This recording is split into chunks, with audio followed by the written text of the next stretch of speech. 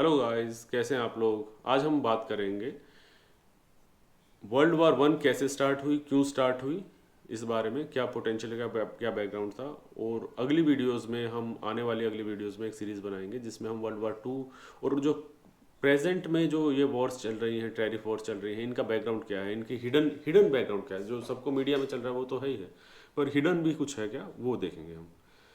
तो जो हमारे एजेंडा होंगे आज के होंगे इकोनॉमिक जो डायनामिक्स है, वो एग्रीकल्चर से इंडस्ट्री तक कैसे जाता है देश, उसके रास्ते कैसे, दो रास्ते अलग अलग हो सकते हैं। एक यूएसए की अप्रोच है, एक इंग्लैंड की अप्रोच है, यूके की अप्रोच है।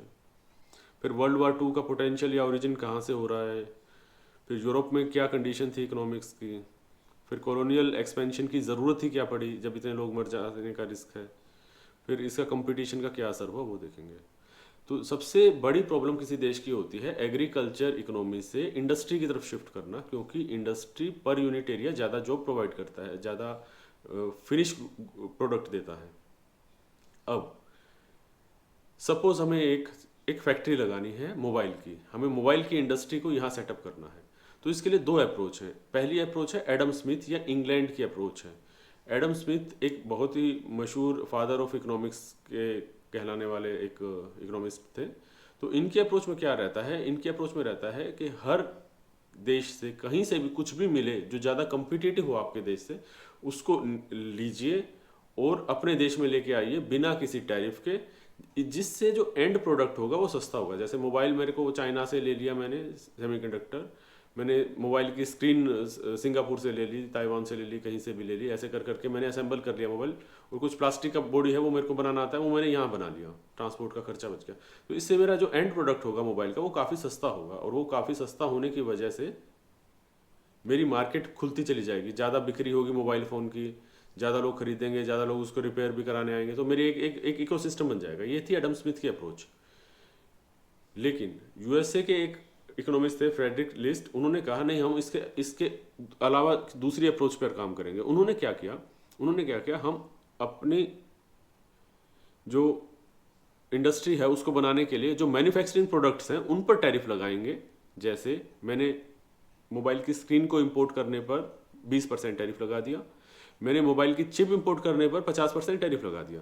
तो चाइना से आने वाला या सिंगापुर से आने वाले चिप्स और जो है मेरे पास स्क्रीन है वो महंगी हो गई, उससे मेरे को थोड़ा अर्निंग हुआ। वो अर्निंग मैंने कह दिया कि जो मोबाइल की स्क्रीन बनाएगा इंडिजीनियसली, इंडिया की कोई सैमसंग या इंडिया की सैमसंग तो नहीं है, इंडिया की कोई कंपनी लगाएगी, तो उसको मैं ये पैसे दूंगा। तो मैंने दूसरे प्रोडक्ट को, देश को चुंगी लगा के महंगा कर दिया टैरिफ लगा के, और उस इंसेंटिव को अपने अपने मैन्युफैक्चर को देने का प्रॉमिस कर दिया। तो मेरे मैन्युफैक्चर को एडवांटेज मिलेगी। जब मेरे मैन्युफैक्चर को एडवांटेज मिलेगी तो ज़्यादा चांस है उसको सर्वाइव करने के नेक कटिंग कंपटीशन में। ठीक है।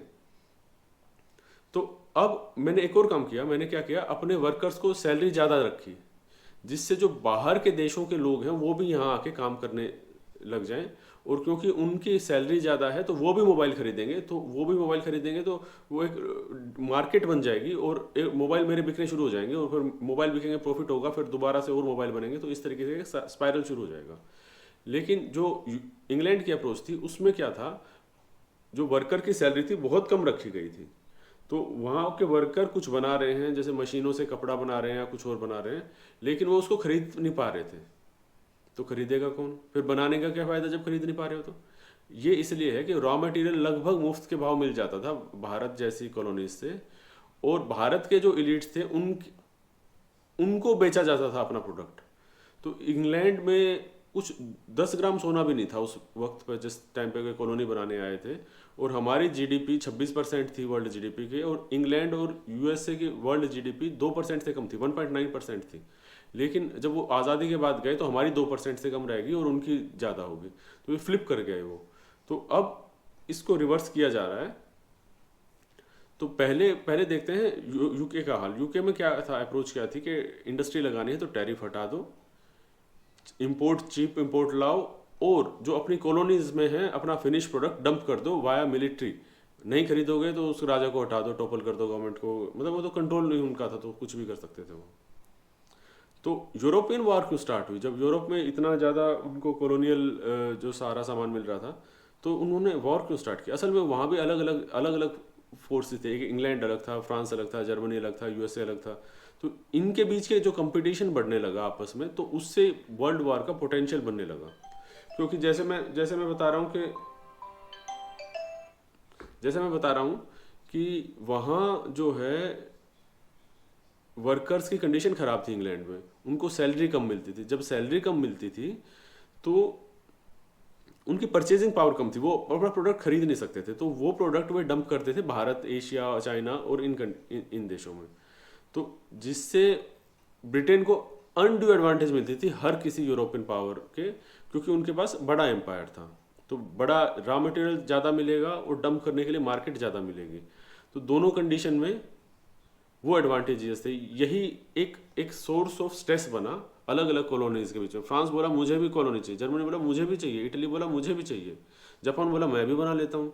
तो इस तरीके से जो ब्रिटिश ने थे, और रशिया बोला मैं भी बनाऊंगा, रशिया ने वेस्टवर्ड और साउथवर्ड एक्सपेंड करना शुरू किया।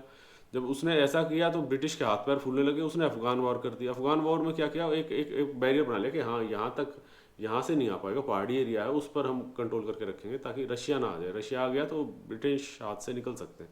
उन्होंने सोच के पहले अपना, अच्छा फ्रांस ने क्या किया, नॉर्थ अफ्रीका कैप्चर करना शुरू किया, ये साउथ ईस्ट एशिया जापान ने कैप्चर करना शुरू किया। तो ये जो रिसोर्सेज की जो एक एक एक जो चल रहा था, मतलब जो ये है एक रेस चल रही थी, इसकी वजह से वर्ल्ड वार का पोटेंशियल बनने लगा। अच्छा, जैसे नेपोलियन एक फ्रांस का किंग था, उसने बहुत सारा एरिया कैप्चर कर लिया था। 1815 में उसकी हार हुई नेपोलियन वॉर वाटरलू में, और 1815 से 1913 तक, 1914 में वर्ल्ड वार शुरू हो गई थी, 1815 से 1913 तक यूएसए में इनकम टैक्स जीरो था। इनकम टैक्स जीरो होने का मतलब होता है गवर्नमेंट को कमाई कहाँ से होती है, इनकम टैक्स से। अगर वो जीरो करते तो कमाएगी कहाँ से? वो कमाती थी टैरिफ लगा के। जैसे मैंने पिछला इकोनॉमिक मॉडल बताया, तो 40-45% टैरिफ यूएसए लगाता था। जैसे वो टैरिफ लगाएगा, बाहर को मार्केट एक्सेस देगा, यूरोप को और किसी और कंट्री को, तो उससे गवर्नमेंट को कमाई होगी। आज भी जो डोनाल्ड ट्रंप है उसी डायरेक्शन में बढ़ना चाहते हैं कि आज भी मैं टैरिफ लगा के गवर्नमेंट की कमाई करूं और अपने मैन्युफैक्चरर्स को बढ़ावा दूं कि मैं अपना मैन्युफैक्चर कर पाऊँ यहाँ पे।